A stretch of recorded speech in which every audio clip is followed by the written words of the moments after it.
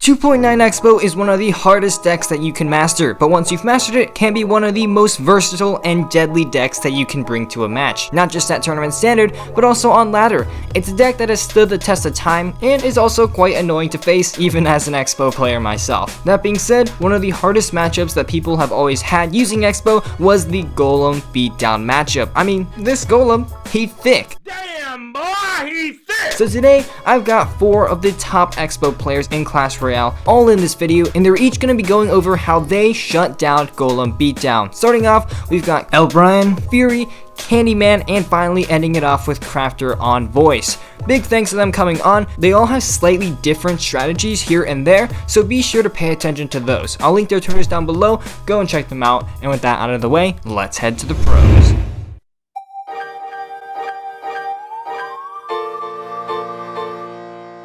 Okay guys, so basically against Golem, what you are going to be doing is, when you don't know the deck that you're facing against, you never leak Elixir unless that you know that it's against some other deck that you shouldn't. But anyways, the principle or rule against Golem is to always xbow as soon as you see a 4 Elixir card drop down in the arena. But here I didn't do the xbow once just because it's the very first play that he did, and I wasn't really sure if he would have Golem or not. So basically against Golem, especially against Golem Lightning, you're always going to be getting this until, you're going to try to do your best to bait out their troops, so that way you can go with xbow. Reason why I went with the xbow right there was because if they drop a 3 Elixir card and you drop the xbow at the same time, it actually gives you enough time so the xbow can lock onto the tower before they get the Golem down. But right there, it wasn't the case. And even so, it's still okay, because the opponent already had used Elixir, so when he used Golem, he couldn't really support that Golem push, and it all died. And now in this moment, remember that you always have the better cycle. So right here, I'm just preparing myself to go with a new xbow. And like I said, as soon as you see that 4 Elixir card, always go for it. Even though in this opportunity, I already knew that he didn't have his Golem cycle. So this is like a general strategy against Golem and stuff, but the biggest thing that you have to know, it's already coming down right now, which is double Elixir time. So against Golem Lightning, obviously when it gets to double Elixir time, it's gonna be very hard, because the only thing that the opponent will be doing is just golems in the middle all the time, so that way your xbow can't lock on. So you can't really pressure, because the thing is that if you pressure and they use something if they have a good counter against your xbow, for example the Fisherman, it's a really good counter against the xbow right alone, so you can't do anything about it. Here Tico decided to just go cycling cards, which maybe can seem dumb, but it's actually intelligent from him, because if you were to Golem, he doesn't actually have good support units. So after that Golem would have come down, I would have probably gone xbow again and stuff, and that's not convenient for him. So even though that he's doing that, I'm still taking advantage of it, and then he realizes that he can't really allow the spell cycle to go through. So what you are always going to be doing, and you should be noticing it by now in the matchup, is that I'm always placing the Teslas. I'm always pre-placing the Tesla. Reason why is because I want to pre-place the Tesla, so that way I instantly go with log and cycle my other defensive units. So for example, I cycle my Tesla right there. I go with skeletons, I go with archers, I go with Ice Spirit, and then I think Ice Golem or something. And boom, now I have the Tesla back in cycle. Now what does that do? Well, what it does is that since you got your Tesla back in cycle, you're obviously not gonna panic or anything like that and just wait for them to lightning the first Tesla that you did to then put a new Tesla.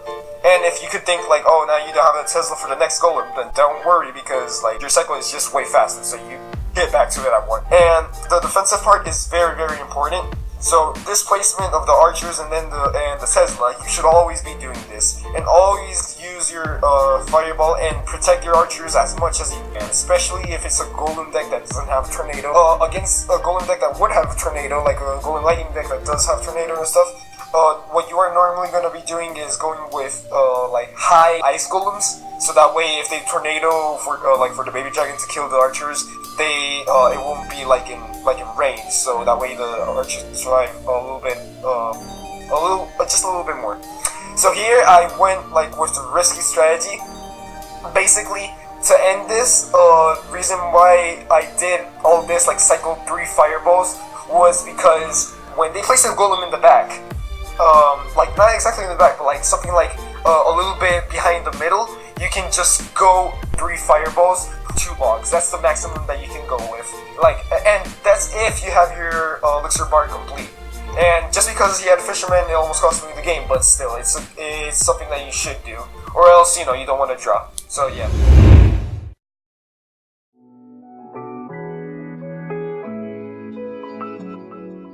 Alright, starting off the game here, my starting hand's kind of weird, so I cycle Ice Spear at first play. It's the same play to me. It's pretty fall-proof. Skelly's in the back, and then right here I go Expo first play because I don't like to cycle Ice Golem in the back personally. Every Expo player is different, but I don't like to do that. It's just personal preference, but Expo first play allows me to know basically what they're playing. You use Snowball, Hunter, Baby Dragon, which there's not many decks that run that. There's not a deck right now that runs that. It's Golem, so I already knew he was running Golem at that point. Right here, I kind of just play it passively. There's really not a good play to make right here, except just playing passively, just waiting to see what he does. Right here, there's a tip on my Twitter that I made where you can lock the fisherman completely. I missed it. I messed it up right there by like a half second, but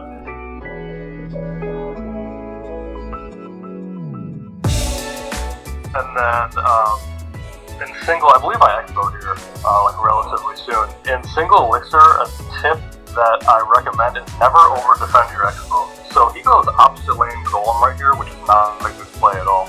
It was a really bad play to make on his part. He should have golem into the expo. I'm going to leave this expo alone. There's no point in over defending it in single elixir. It's just not a good play to over defend your expo in single elixir ever. From here, it's just an easy defense. I mean, I don't really need to do much at all. And then I believe I archers right here and then expo right after. And now that we're in double elixir, the way I play the matchup is I play it super offensively in double elixir. Not every expo player does that. Sometimes some expo players think it's not good to go super offensive in double. I like doing that. The only play he had right there was Golem. There was no other viable play Lightning. There was no other viable play for him to do right there because he had to stop my expo. And from here, I pretty much have him exactly where I want him. I have a full health Tesla and Exo on the board, and we're even on Elixir. So from here, he stacks, I fireball that, it's easy, super easy fireball value. And then from here, it's just easy defense. Like, I just control the tempo of the game now, because he's down a lot, so he's struggling. He doesn't really know what to do at this point. He didn't really play this matchup very well. And then from here, I just go in again.